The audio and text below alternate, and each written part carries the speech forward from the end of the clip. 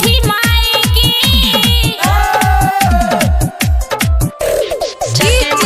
राजेश पोखरिया अभिनंदन करेला। Recording by स्वर स्टूडियो लुधियाना। दोनों हथवा जोड़ी प्रतिबंधन करेला, प्रतिबंधन करेला। दोनों हथवा जोड़ी प्रतिबंधन करेला। छठी मैया आइल अभिनंदन करेला।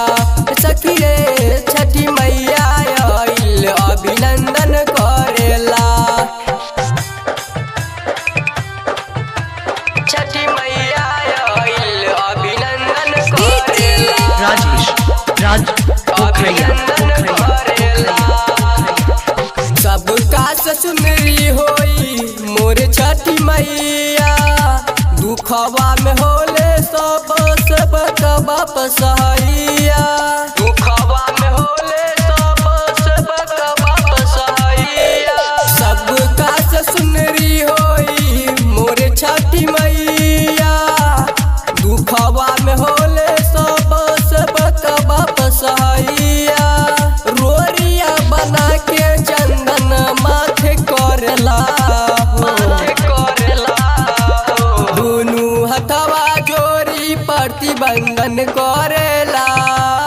छठी मैया आइल अभिनंदन करेला। सखी रे छठी मैया आइल अभिनंदन करेला।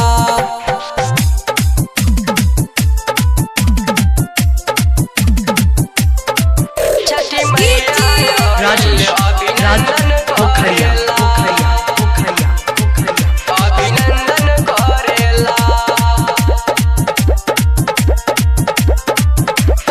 राजा राकेश नीतीश करेले गोहारी। उखिए से होला माई के चंदनी ओराई।